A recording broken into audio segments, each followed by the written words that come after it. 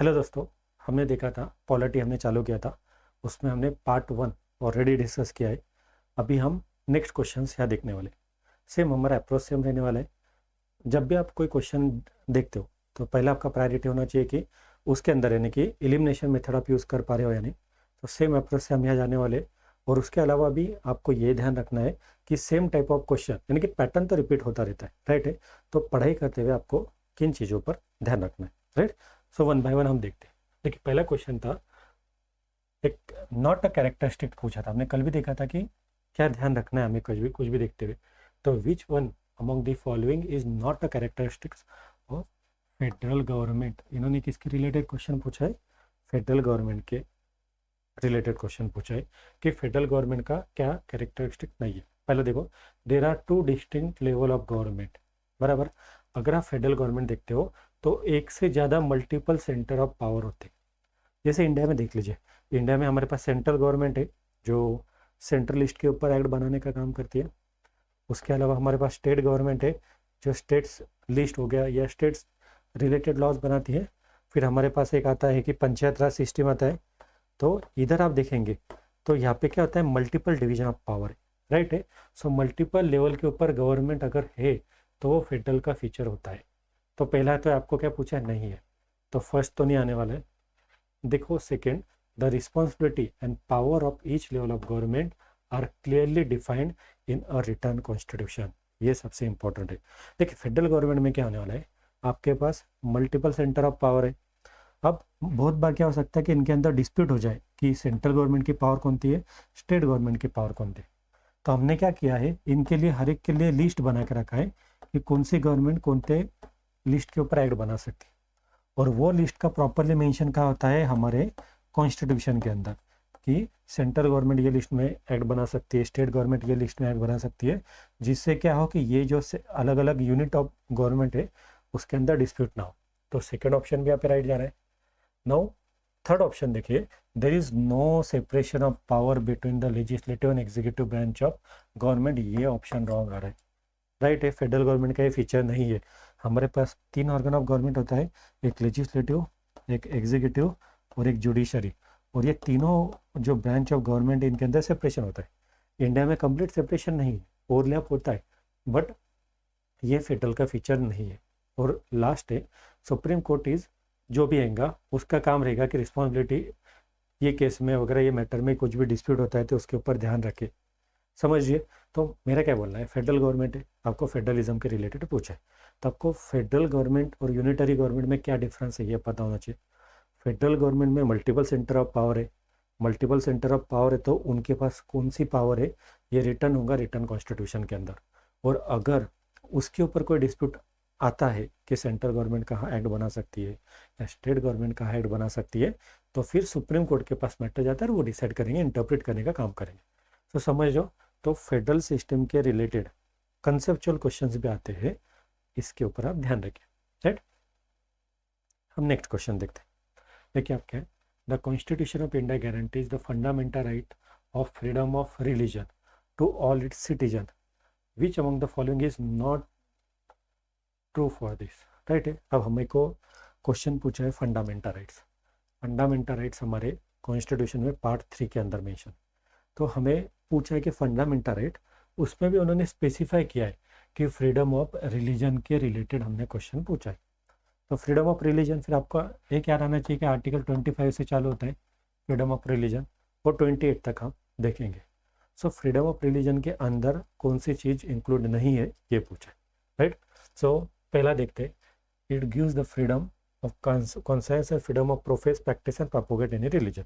देखिए हमारे पास आर्टिकल 25 आता है। आर्टिकल 25 का यूज़ करके हमें इंडियन कॉन्स्टिट्यूशन ने दिया है कि हम हमारा कोई भी रिलीजन प्रोफेस, प्रैक्टिस और प्रोपोगेट कर सकते हैं, राइट है। तो ये सेक्युलरिज्म का पार्ट हो गया। सो ये ऑलरेडी हमारे आर्टिकल 25 में मेंशन है। फिर आर्टिकल 26 में क्या मेंशन है, सेकेंड देखिए, it gives the freedom to establish और मेंटेन इंस्टीट्यूशंस फॉर रिलीजियस और चैरिटेबल पर्पस। यानी कि रिलीजियस पर्पस के लिए, चैरिटेबल पर्पस के लिए हम एखादी रिलीजियस इंस्टीट्यूशन इस्टेब्लिश कर सकते हैं। ये कहा बताया हुआ है आर्टिकल 26 के अंदर। तो हमने देखा, हमें क्या पूछा था, फ्रीडम ऑफ रिलीजन में क्या क्या है, तो फ्रीडम ऑफ रिलीजन में 25 है, फ्रीडम ऑफ रिलीजन में 26 है, तो ये भी डेफिनेशन के अंदर आता है। Now the right is subjected to public order, morality और हेल्थ। देखिए ये 3 रिस्ट्रिक्शन आहे, रिस्ट्रिक्शन टाइप के फंडामेंटल राइट जो हमारे रिलीजन का राइट है। हमारे पास राइट टू रिलीजन है बट वो एब्सोल्यूट नहीं है, उसके ऊपर सर्टेन रिस्ट्रिक्शंस है, और वो रिस्ट्रिक्शंस क्या है, पब्लिक ऑर्डर, मोरालिटी और हेल्थ। ये ग्राउंड्स के ऊपर हमारा राइट टू रिलीजन्स के ऊपर रिस्ट्रिक्शन आ सकता है, तो ये भी राइट है, राइट है।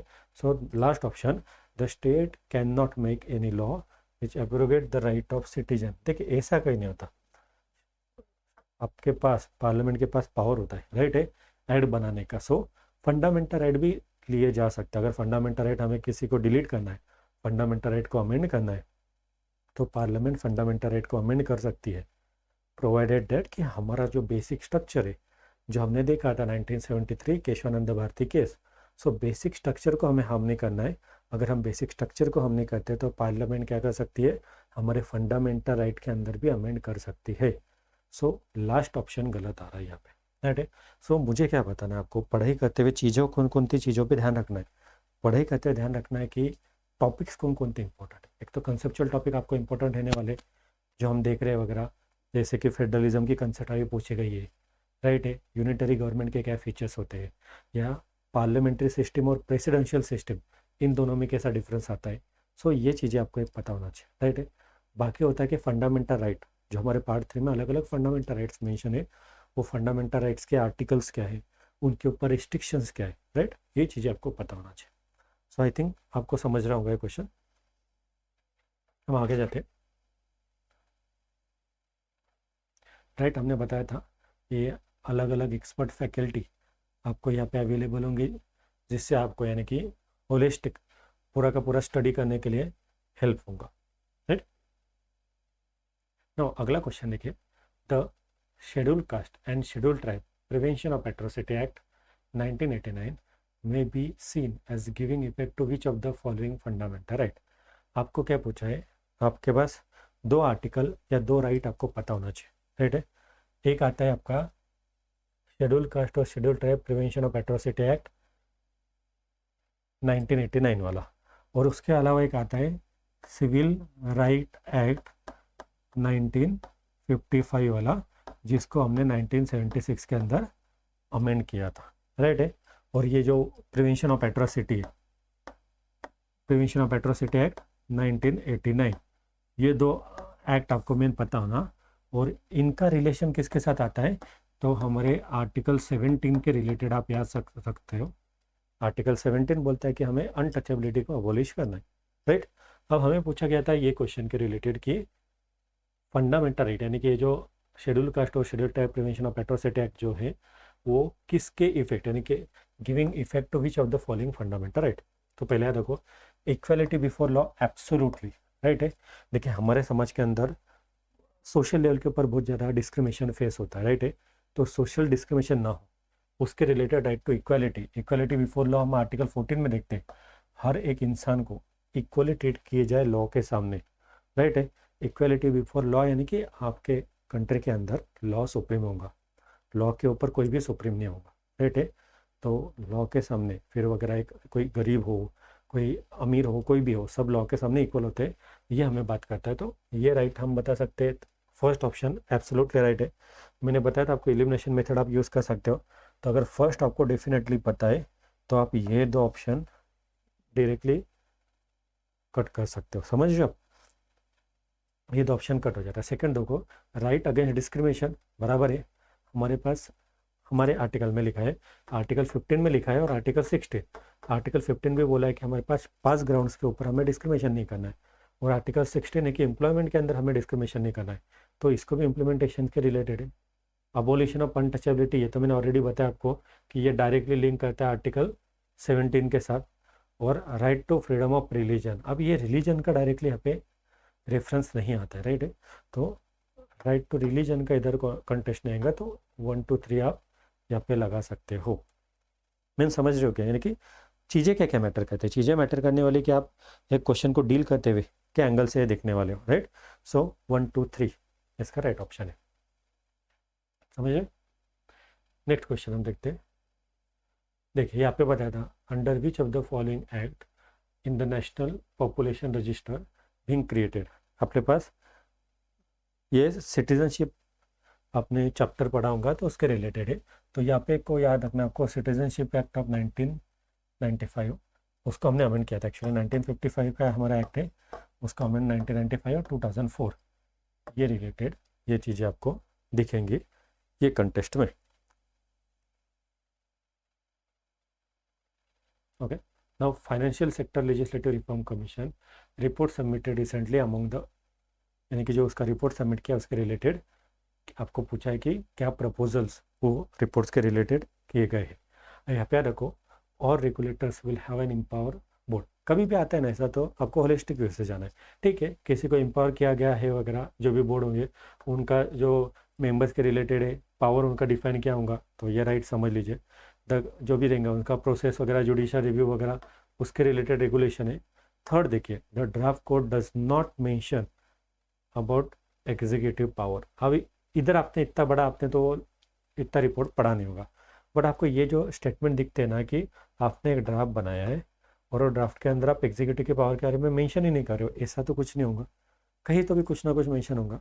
तो अगर आप आर्टिकल यानी कि थर्ड ऑप्शन डेफिनेटली अगर रॉन्ग करते हो तो ये आपका चला जाता है। यानी कि मेन आप अगर थर्ड डेफिनेटली यानी कि एलिमिनेशन मेथड से अगर आप जाना चाहोगे तो वो किसके अंदर, सी वाला ऑप्शन, ये थर्ड वाला ऑप्शन और थर्ड वाला ऑप्शन है, एलिमिनेट करके आप फर्स्ट और सेकंड में जा सकते हो, ब्रॉडर सेंस में अगर आप कंसिडर करते हो तो वो एंगल्स।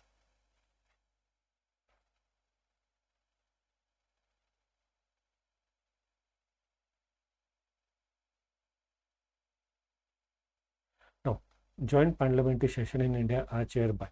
अब हमारे पास जॉइंट सिटिंग का प्रोविजन है इंडियन कॉन्स्टिट्यूशन में, आप देखते हो तो देखिए हमारे पास जब भी ऑर्डिनरी बिल पास नहीं होता है या तो हम आर्टिकल 108 का यूज़ करके जॉइंट सिटिंग का प्रोविज़न है, राइट है।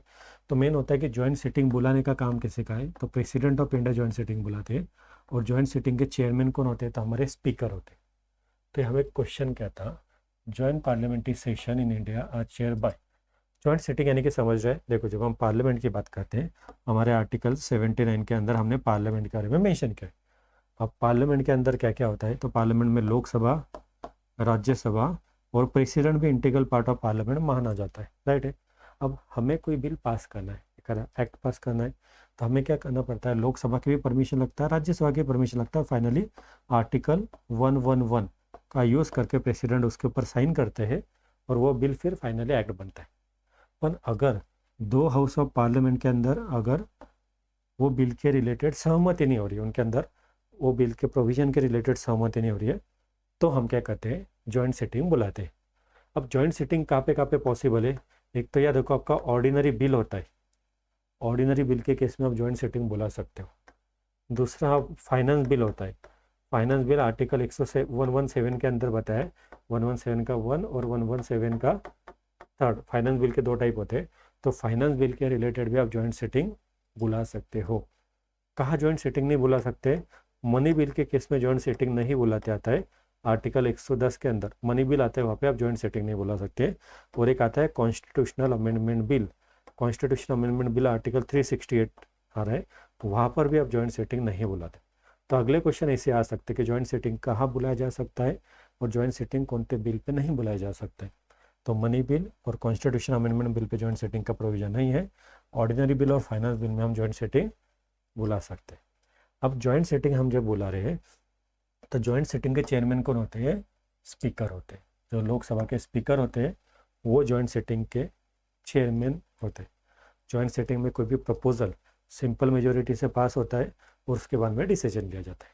तो आपको क्या पता होना चाहिए कि इसमें जॉइंट सिटिंग कौन से बिल के रिलेटेड बुलाई जा सकती है, जॉइंट सिटिंग कौन चेयर कर रहा है और जॉइंट सिटिंग में कौन सी मेजोरिटी से एक कोई बिल हम पास कर रहे हैं। समझ लो, है सिंपल चीज़ है, इतनी कॉम्प्लिकेटेड नहीं है, बट आपको पता चाहिए। प्रेसिडेंट ऑफ इंडिया का रोल नहीं आएगा directly, vice president of India, देखो वाइस प्रेसिडेंट ऑफ इंडिया हमारे राज्यसभा के एक्स ऑफिसर चेयरमैन होते हैं, राइट है।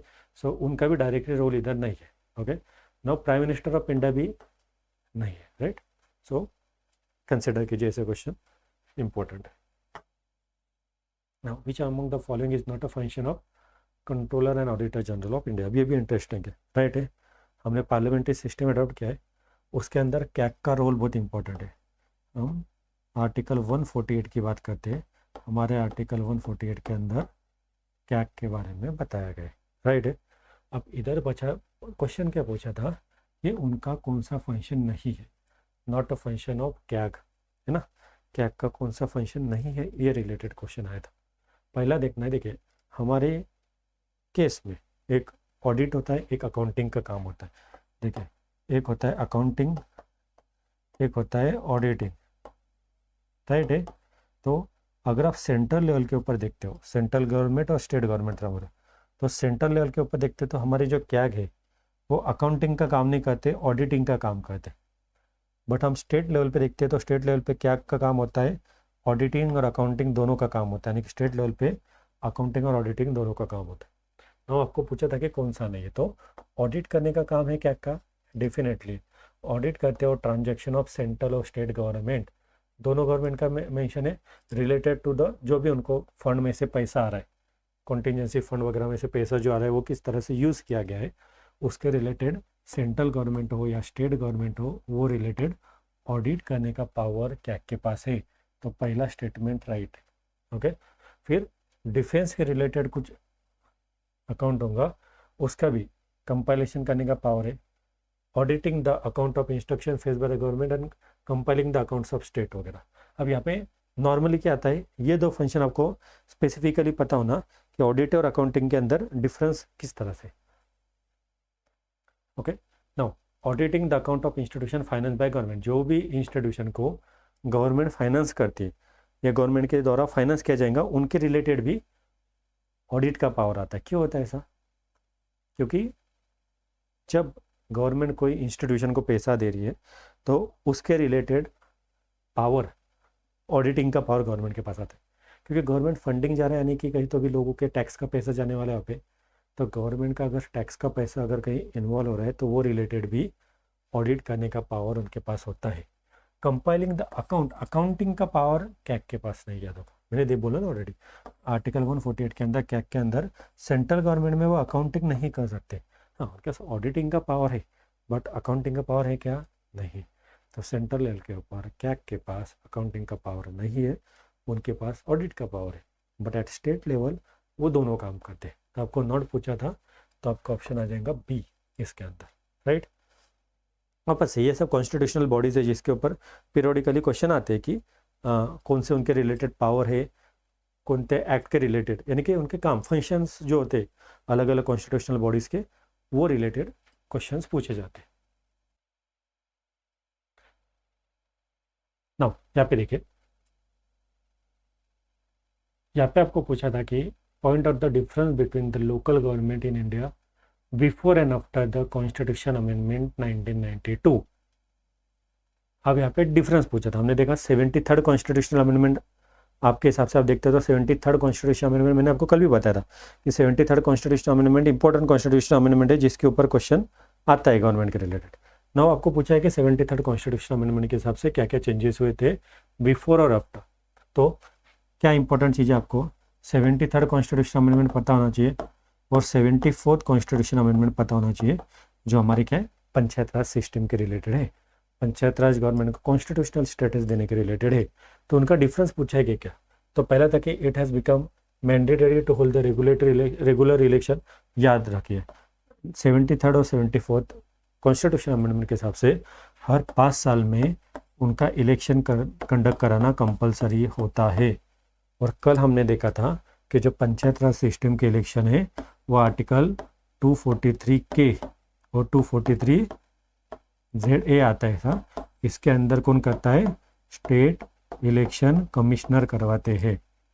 हमने देखा था 2 टाइप के इलेक्शन कमिश्नर होते हैं, एक सेंट्रल लेवल के ऊपर होंगे, एक स्टेट लेवल के ऊपर। सेंट्रल लेवल के जो इलेक्शन कमिश्नर होते हैं वो हमारे लोकसभा के, राज्यसभा, विधानसभा, प्रेसिडेंट, वाइस प्रेसिडेंट, इनके इलेक्शन कराते हैं। बट जो स्टेट इलेक्शन कमीशन होते हैं वो हमारे पंचायत राज सिस्टम जो हमने इस्टेब्लिश की है 73rd 74th कॉन्स्टिट्यूशन अमेंडमेंट के हिसाब से उनके इलेक्शन करवाते। तो आपको क्या बताया था कि ये अमेंडमेंट ने कंपलसरी किया था। क्या होता था ना, ये कॉन्स्टिट्यूशन अमेंडमेंट होने के पहले क्या होता था, कुछ स्टेट में आप इलेक्शन यानी कि पंचायत राज के इलेक्शन रेगुलर बेसिस के ऊपर होते थे, कुछ स्टेट में वो सालों साल पेंडिंग होते थे, वो इलेक्शन ही नहीं करवाता था उनके। सो ये प्रोविज़न लाया गया कि आपको क्या करना है, पंचायत राज के इलेक्शन रेगुलर बेसिस के ऊपर 5-5 साल में करवाना कंपलसरी, राइट है, जिससे अकाउंटेबिलिटी बना रहे। सो पहला क्वेश्चन तो राइट है। सेकेंड, 1/3, पहला डेफिनेटली राइट है, ठीक है, एलिमिनेशन को कोई नहीं है। 1/3 position are reserve for the women. अभी यहाँ पे भी याद रखो, अलग अलग स्टेट में मिनिमम 1/3 आपको सीट रिजर्व करना पड़ता है, राइट। आपके आर्टिकल 243D के अंदर आपने बताया कि मिनिमम 1/3 सीट जो होते हैं वो आपको रिजर्व करके रखना है फीमेल के रिलेटेड हर एक लेवल के ऊपर, यानी कि मेंबरशिप लेवल के ऊपर भी आपको 1/3 सीट रिजर्व करके रखना पड़ने वाला है। और चेयरमैन जो होते अलग अलग पंचायत राज इंस्टीट्यूशन के जो चेयरमैन होते हैं वहाँ पे भी 1/3 सीट रिजर्व करके रखना पड़ता है। सो सेकेंड स्टेटमेंट भी यहाँ पे राइट जाता है। सो और the third, elected official exercise supreme power in the government. अब ऐसा नहीं होता है ऐसा कि कौन सुप्रीम पावर, ऐसा डायरेक्टली यहाँ पे मेंशन है क्या, ऐसा नहीं कि वहाँ पे चेंजेस ऐसा नहीं बिटवीन द 1992 के पहले और बाद में, ऐसा डिफरेंस डायरेक्टली इधर नहीं है। मेनली डिफरेंस कहाँ पे आया गया था, मेन डिफरेंस आया था कि उनकी इलेक्शन प्रोसीजर, कि आप जब हमने 73rd और 74th कॉन्स्टिट्यूशन अमेंडमेंट किया था उसने कहा था कि आपको रेगुलर बेसिस के ऊपर इलेक्शन लेना है। इलेक्शन कंडक्ट कराने के लिए आपको स्टेट फाइनेंस कमीशन बनाना पड़ेगा। स्टेट फाइनेंशियल कमीशन ये इंश्योर करेगा कि फ्री और फेयर इलेक्शन स्टेट लेवल के ऊपर हो पंचायत राज सिस्टम के अंदर।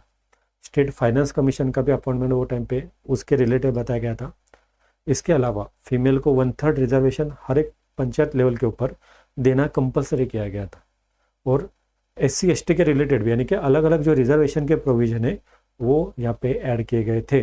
सो ये आपको एक आइडिया पता होगा, बट थर्ड डायरेक्टली उससे डील नहीं करता है, इतना याद रखिए आप, समझ लो। सो पंचायत राज सिस्टम आप देख रहे होंगे हर एक गवर्नमेंट के हर एक लेवल के ऊपर क्वेश्चन बन रहा है, यानी कि स्टेट होगा, सेंटर होगा, पंचायत राज सिस्टम होगा, सबके रिलेटेड क्वेश्चंस आते हैं। सो कंसेप्चुअल पार्ट प्लस आपका यानी कि थ्योरेटिकल पार्ट, ये सब मिक्स वगैरह आएंगे आपको।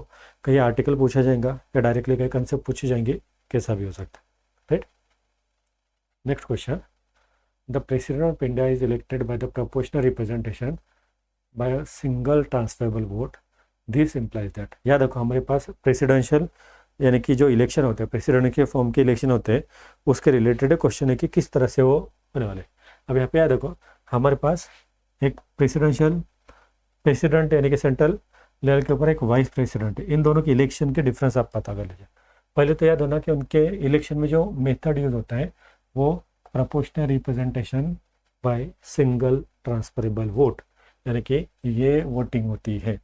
हमारे पास दो टाइप की है, एक आता है फर्स्ट पास दी पोस्ट सिस्टम, राइट है, जो हम नॉर्मली MP MLA के इलेक्शन में यूज़ करते हैं। और ये प्रोपोर्शनल रिप्रेजेंटेशन की जो सिस्टम है वो हम प्रेसिडेंट के इलेक्शन में यूज़ करते हैं, वाइस प्रेसिडेंट के इलेक्शन में यूज़ करते हैं, और राज्यसभा के जो मेंबर्स होते हैं उनको अपॉइंट करते समय हम ये यूज़ करते हैं। तो यहाँ पे आपको पूछा था कि प्रेसिडेंशियल इलेक्शन में, देखिए यहाँ पे हम जब लोकसभा की बात करते हैं और राज्यसभा की बात करते हैं और विधानसभा की बात करते हैं, तो प्रेसिडेंट और वाइस प्रेसिडेंशियल इलेक्शन में कौन वोट कर सकता है ये पता होना चाहिए। देखिए हमारे पास दोनों यानी कि इलेक्टेड मेंबर्स और नॉमिनेटेड मेंबर्स का प्रोविजन है। अभी हमने नॉमिनेटेड मेंबर्स लोकसभा में से निकाल दिए, पर प्रेसिडेंट के इलेक्शन में जो इलेक्टेड मेंबर्स होते हैं सिर्फ उन्हें ही वोट करने का पावर है। यानी कि प्रेसिडेंट के इलेक्शन में लोकसभा के इलेक्टेड मेंबर्स, राज्यसभा के इलेक्टेड मेंबर्स और विधानसभा जो स्टेट लेवल के होते हैं उनके इलेक्टेड मेंबर्स ये वोट करते हैं।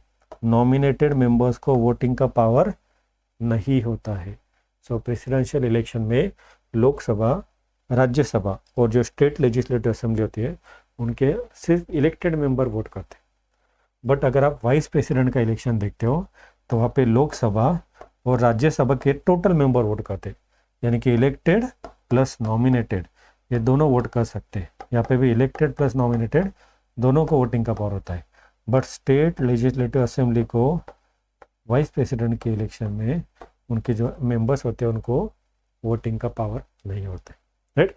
तो आपको पूछा था कि जो हमारी ये सिस्टम क्या दिखा रही है, तो इसका मेन ये होता है कि all MPs and all MLA of the state have equal number of votes. Indirectly यानी कि वो सबके प्रेसिडेंट है तो सबको रिप्रेजेंट कर रहे हैं। वो एंगल से किया गया है कि जो भारत के प्रेसिडेंट है तो वोटिंग का जो पावर है वो सबको इक्वली हो, वो एंगल से ये बताया गया। ओके, ठीक है। अब यहाँ पे आपको पूछा था the first prime minister of India in 1947 was appointed by, right है। हमारे जो पहले प्राइम मिनिस्टर थे उनका अपॉइंटमेंट कैसा किया गया था।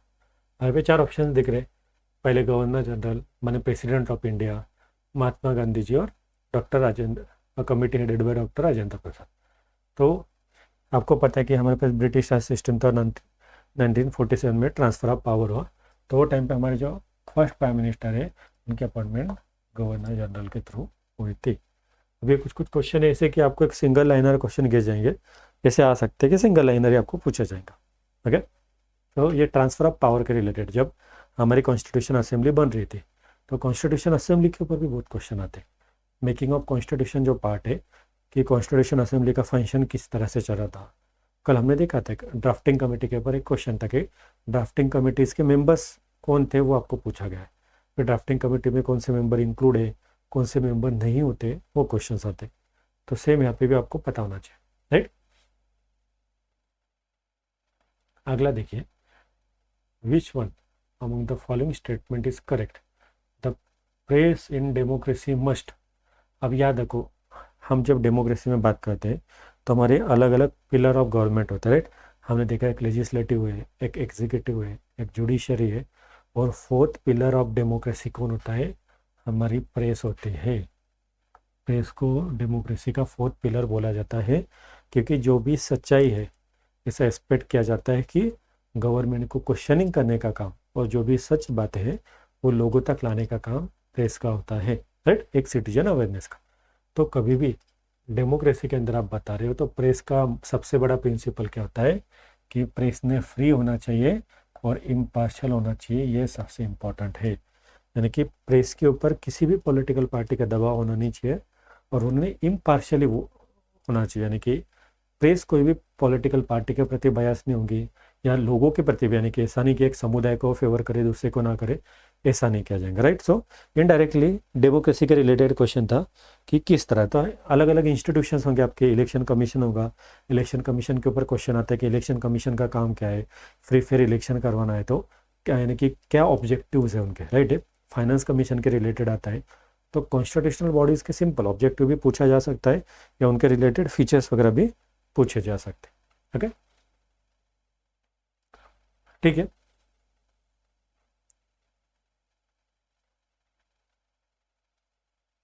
No, consider the following statement. 31 question था, ठीक है। ये सुप्रीम कोर्ट के जज, उनका थोड़ा प्रीवियस क्वेश्चन है। ये याद रख लीजिए, high level committee setup by the minister of housing and urban poverty alleviation, यहाँ पे सर्वे कंडक्ट किया था और यहाँ पे पूछा था कि इंडिया के अंदर सबसे ज़्यादा स्लम की पॉपुलेशन कहाँ पे, तो महाराष्ट्र इसका याद रख लीजिए कि सबसे ज़्यादा स्लम की पॉपुलेशन, स्लम में रहने वाली पॉपुलेशन के हिसाब से। ऑलरेडी आप देखते हो ना, तो यूपी का पॉपुलेशन आप पॉपुलेशन वाइज देखते हो तो फर्स्ट रैंक यूपी का आता है, सेकंड महाराष्ट्र का रहा है।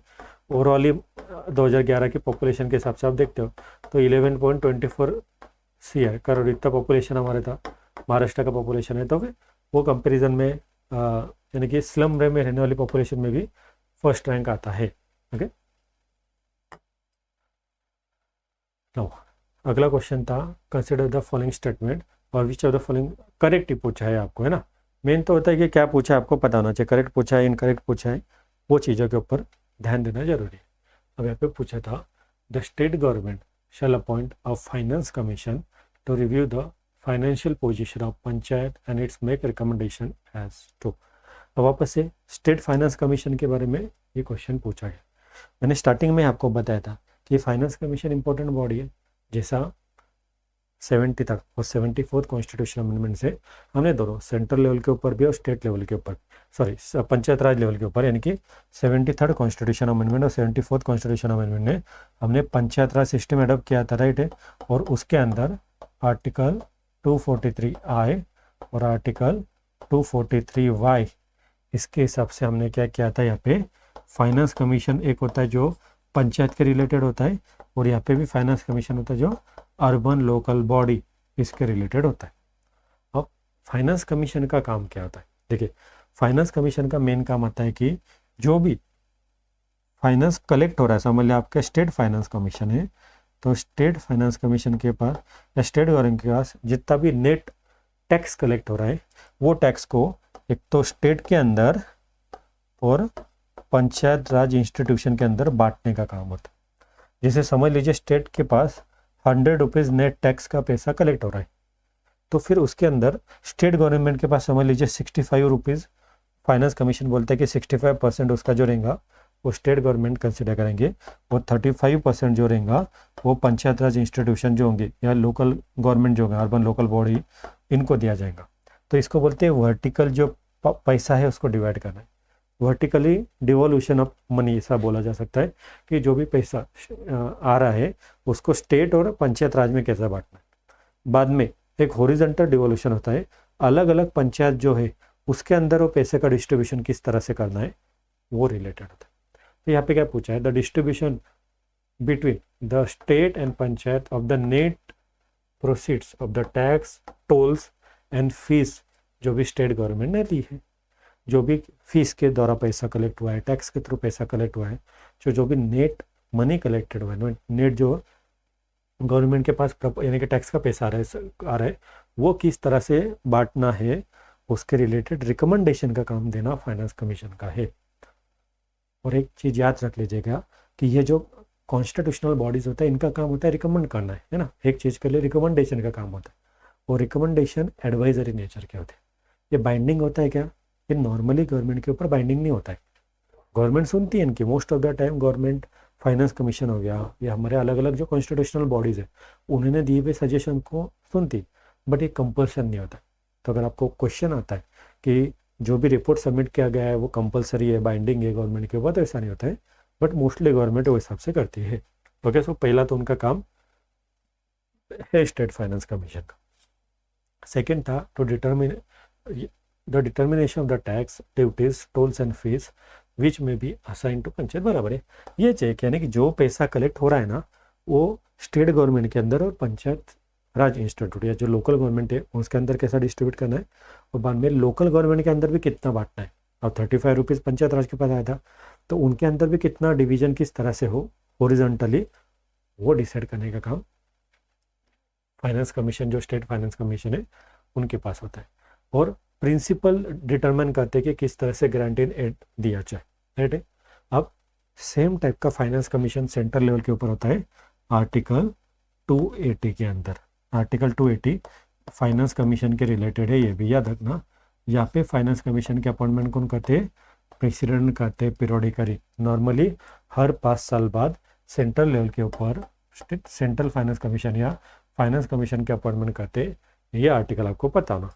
सेम हमने देखा आर्टिकल 243I और 243Y के अंदर गवर्नर के पास पावर है कि गवर्नर क्या करते हैं, स्टेट लेवल के ऊपर फाइनेंस कमीशन अपॉइंट करते हैं। तो कहाँ पर प्रेसिडेंट अपॉइंट कर रहे हैं, कहाँ स्टेट गवर्नर अपॉइंट कर रहे हैं, ये चीज़ें इक्वली इंपॉर्टेंट है आपके exam point of view. Okay, समझ रहे हैं आपको? ये क्वेश्चंस आते हैं, यानी कि जो टॉपिक्स आप देख रहे हो इसके ऊपर अलग अलग जगह पे क्वेश्चंस आपको दिखेंगे।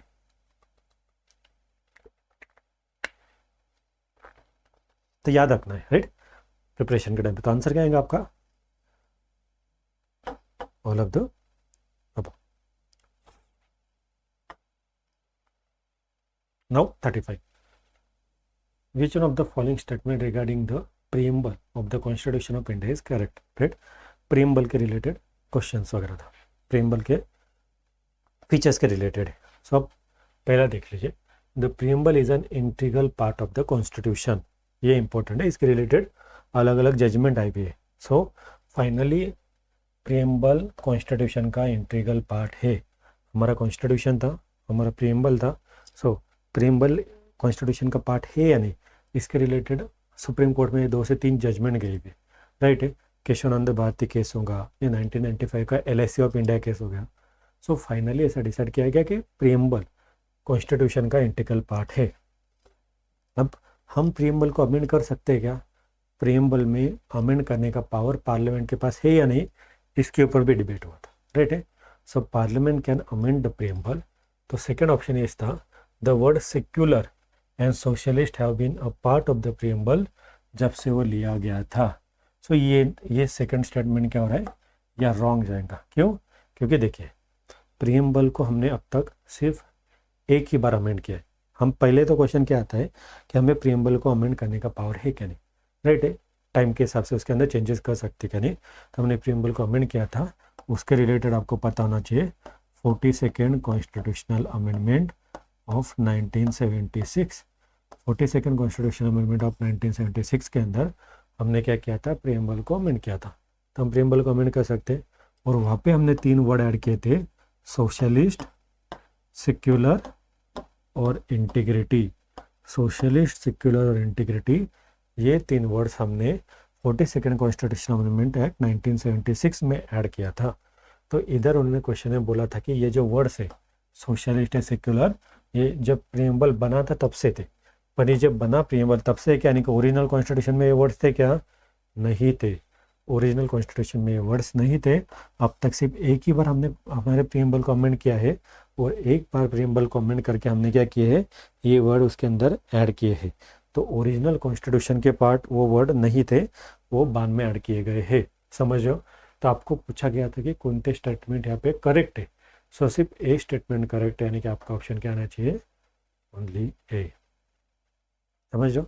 सेम टाइप के क्वेश्चंस आते हैं, कंसेप्ट प्लस मिक्सचर, राइट।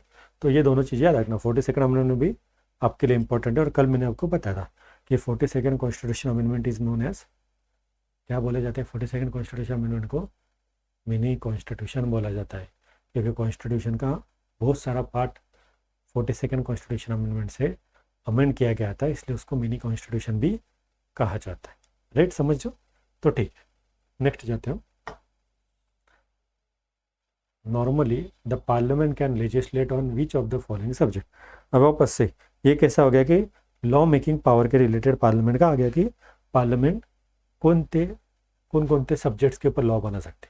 देखिए मैंने आपको बताया था, हमारे पास एक यूनियन लिस्ट होती है, एक स्टेट लिस्ट होती है, एक कंकरेंट लिस्ट होती है, राइट है। एक यूनियन लिस्ट, एक स्टेट लिस्ट और एक कंकरेंट लिस्ट, ऐसे 3 टाइप के लिस्ट होते हैं। यूनियन लिस्ट के ऊपर लॉ बनाने का पावर किसके पास होता है, हमारी पार्लियामेंट के पास होता है। पार्लियामेंट क्या करती है, यूनियन लिस्ट में जो भी सब्जेक्ट मेंशन होंगे उसके रिलेटेड लॉ बनाने की पावर है। जो स्टेट लिस्ट होती है, स्टेट लिस्ट में लॉ बनाने की पावर किसके पास होती है, नॉर्मल कंडीशन में स्टेट गवर्नमेंट के पास होती है। इमरजेंसी वगैरह एक्सेप्शनल कंडीशन आती है तो छोड़ दिए, बट नॉर्मल कंडीशन में स्टेट लिस्ट के ऊपर लॉ बनाने की पावर स्टेट गवर्नमेंट के पास आती है, ओके। और एक कंकरेंट लिस्ट आती है जो कॉमन लिस्ट है, जिसके अंदर कुछ सब्जेक्ट कॉमन है, राइट है। तो वो कंकरेंट लिस्ट में लॉ बनाने की पावर किसके पास है, तो पार्लियामेंट के पास भी और स्टेट लेजिस्लेचर के पास भी है। आपको क्वेश्चन कौन सा आता है, अब यहाँ पे आपको क्या पूछा गया था कि पार्लियामेंट कहाँ लॉ बना सकती है। तो पार्लियामेंट यूनियन लिस्ट पे लॉ बना सकती है, बना सकती है। कंकरेंट लिस्ट पे लॉ बना सकती है, बना सकती है। नॉर्मल कंडीशन में स्टेट लिस्ट के ऊपर लॉ बना सकती है क्या, तो नॉर्मल कंडीशन में नहीं बना सकती। इमरजेंसी की बात नहीं करते हम, नॉर्मल कंडीशन की बात करें तो पार्लियामेंट के पास यूनियन लिस्ट और कंकरेंट लिस्ट के ऊपर लॉ बनाने की पावर है, यानी कि ऑप्शन डी हमारा जो है यूनियन लिस्ट और कंकरेंट लिस्ट। अगर सेम क्वेश्चन स्टेट के रिलेटेड पूछा जाता था कि स्टेट गवर्नमेंट नॉर्मली, यहाँ पे नॉर्मल कंडीशन उन्होंने ऑलरेडी मेंशन किया है, so normally the state government can make the law on which of the following subject. तो वो केस में स्टेट गवर्नमेंट वो स्टेट लिस्ट के ऊपर और फिर कंकरेंट लिस्ट के ऊपर, यानी कि स्टेट का क्वेश्चन आता था तो स्टेट लिस्ट और कंकरेंट लिस्ट ऐसा ऑप्शन आता था। बट आपको पार्लियामेंट पूछा है तो पार्लियामेंट में यूनियन लिस्ट और कंकरेंट लिस्ट, इसके ऊपर लॉ बनाने की पावर किसके पास है, पार्लियामेंट के पास है। तो मैंने आपको बताया कि कौन से लिस्ट किसके पास पावर मेकिंग, यानी कि लॉ मेकिंग पावर है, ये आपको पता होना चाहिए कौन उसके रिलेटेड लॉ बनाता है, राइट। अगला क्वेश्चन था वाइस प्रेसिडेंट ऑफ इंडिया के related. Vice president of India already actually मैंने आपको स्टार्टिंग में ही बताया कि किस तरह से हो रहा है। Vice president of India is elected by N electoral college, यानी कि वाइस प्रेसिडेंट के इलेक्शन में किस तरह का मेथड है। Members of the both house of parliament, पहला स्टेटमेंट राइट है। मेंबर्स ऑफ राज्यसभा, नहीं सिर्फ राज्यसभा तो नहीं है, elected member of both house, elected members of both house plus elected member of state, ये तो प्रेसिडेंट के इलेक्शन के प्रोसीजर है। और elected member of Lok Sabha, elected नहीं टोटल मेंबर्स होते हैं। मैंने आपको बताया कि वाइस प्रेसिडेंट का जब इलेक्शन होता है तो वाइस प्रेसिडेंट में लोकसभा, राज्यसभा, लोकसभा के टोटल मेंबर्स आएंगे, राज्यसभा के टोटल मेंबर्स आएंगे, ये सभी को वोटिंग का पावर है। यहाँ पे इलेक्टेड मेंबर्स भी आ जाएंगे और नॉमिनेटेड मेंबर, ये दोनों को पावर। अभी नॉमिनेटेड मेंबर नहीं है लोकसभा में, अपन ठीक याद है। यहाँ पे भी इलेक्टेड प्लस नॉमिनेटेड, यानी कि टोटल मेंबर्स को यहाँ पे वोट करने का पावर है, यहाँ पे वोट करने का पावर है। बट जब हम प्रेसिडेंट का इलेक्शन देखते हैं तो only elected members of Lok Sabha, only elected members of Rajya Sabha and elected members of state legislative assembly को वोटिंग का पावर होता है। और वाइस प्रेसिडेंट के इलेक्शन में स्टेट का यहाँ पे रोल नहीं है। समझ रहे यानी कि मैं क्या बताना चाह रहा हूँ आपको। सो सिंपल आपको पूछा था कि वाइस प्रेसिडेंट के इलेक्शन के अंदर किसके पास वोटिंग का पावर है, कौन कौन वोट कर सकता है, राइट है। ये कुछ कुछ इजी क्वेश्चन आएंगे, आपको एक बार ये चीज़ें समझ जाती है तो फिर आप वो इजीली डील कर सकते हो ऐसे कुछ, राइट। ठीक है, अगला देखते हैं। देखिए, who among the following has the right to speak and otherwise take part in the proceeding of the either house of parliament and to be a member of any parliamentary committee but don't have right to vote। यहाँ पे याद रखो हमारे पास article 76 के अंदर, article 76 के अंदर अटॉर्नी जनरल ऑफ इंडिया है और आर्टिकल 165 के अंदर एडवोकेट जनरल ऑफ इंडिया का प्रोविज़न है, राइट है।